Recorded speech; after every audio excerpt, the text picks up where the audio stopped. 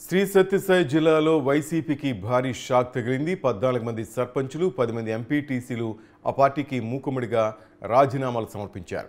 MLA సిద్ధారెడ్డికి బదులు మక్బూల్కు party ticket కేటాయింపై party నిర్ణయాన్ని వ్యతిరేకిస్తూ కదిర్లో ఎంపీపీ, వైస్ ఎంపీపీ, జెడ్పీటీసీలు రాజీనామా బాటపట్టారు.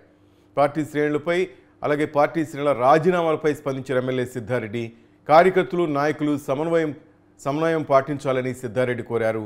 వైసీపీ అధిష్టానం ఏ నిర్ణయం తీసుకున్నా కట్టుబడి ఉంటానని ఎమ్మెల్యే సిద్ధారెడ్డి తెలిపారు. మరోసారి జగన్ సీఎం అవుతారని ఎమ్మెల్యే సిద్ధారెడ్డి స్పష్టం చేశారు.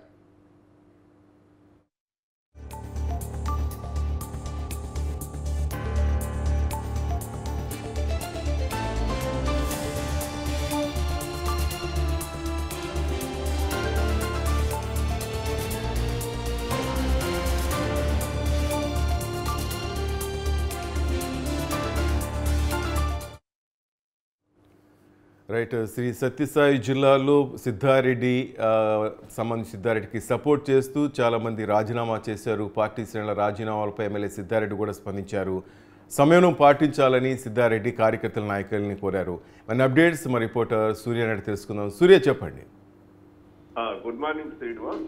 శ్రీ సత్యసాయి జిల్లా కదిరి ఎవరైతే ఎమ్మెల్యే సిద్ధారెడ్డి ఉన్నారో మొన్న బుధవారం రోజు ఆయనకి తాడేపల్లికి పిలిపించారు అధిష్టానం. పిలిపించిన తర్వాత ఆ సామాజిక ఏదైతే న్యాయం చేయాలో అందులో భాగంగా ఈసారి కదిరి నియోజకవర్గ సీట్ వచ్చేసి ముస్లింకి కేటాయిస్తున్నామని చెప్పారు. గతంలో కూడా సిద్ధారెడ్డి కంటే ముందు 2014లో కూడా వైసీపీ సీట్ వచ్చేసి ఒక ముస్లిం మైనార్టీకి కేటాయించారు, అఖ్తర్ చాంద్ బాషా. ఆయన కూడా అధిక శాతం ఓట్లతో గెలుపొంది అక్కడ వైసీపీ గెలుపొందింది. ఈసారి కూడా సిద్ధారెడ్డి కాదని మక్బూల్ అహ్మద్ అనే వ్యక్తి, అతను బెంగళూరుకు చెందిన వ్యక్తి, వ్యాపారవేత్త. ముఖ్యంగా ఆయన తండ్రి గారు వచ్చేసి మంత్రి పెద్దిరెడ్డి రామచంద్రారెడ్డికి మంచి పరిచయస్తుడు కాబట్టి ఆ క్రమంలో ఆయన కేటాయిస్తామనేసి అధిష్టానం స్పష్టంగా చెప్పింది. నిన్న వచ్చేసి చాలా మంది ఎవరైతే సిద్ధారెడ్డి మద్దతుదారులు ఉన్నారో దాదాపు 14 మంది సర్పంచులు, 10 మంది ఎంపీటీసీలు ఒకసారిగా అందరు తమ పదవులకి, పార్టీ పదవులకి, తర్వాత వాళ్ళ అధికారిక పదవులకు కూడా రాజీనామా చేసి ఏదైతే వినపత్రాన్ని కూడా అధిష్టానానికి ఫ్యాక్స్ ద్వారా పంపించడం జరిగింది.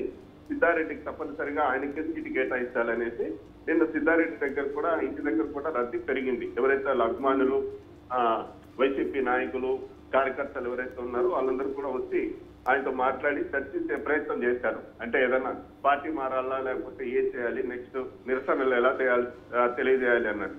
అయితే సిద్ధారెడ్డి మాత్రం ఆయన లోపల మదన పడుతున్నా సరే బయటికి మాత్రం గంభీరంగానే కార్యకర్తల్ని, నాయకుల్ని సంజాయించే ప్రయత్నం చేస్తున్నాడు. ఎందుకంటే ఇక్కడ నేను గెలవడము లేకపోతే ఇంకేదో వేరే వ్యక్తిని గెలిపించుకోవడం అనేది కాదు.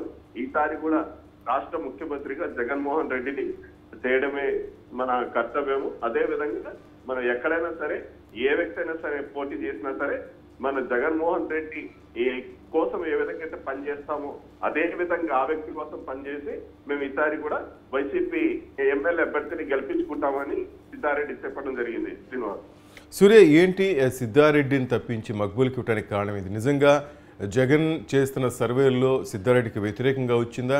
నిజంగా అంత వ్యతిరేకత ఉందా కదిర్లో ఆయన మీద?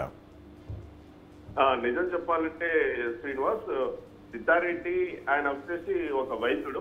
ఆయన వైద్య వృత్తి నుంచి రాజకీయాలకు వచ్చిన వ్యక్తి. ఆయన కార్యకర్తల్ని అంతగా కలుపుకొని, పైగా ఎవరైతే నాయకులు ఉంటారో వాళ్ళతో కూడా కలుపుకొని పోలేదు.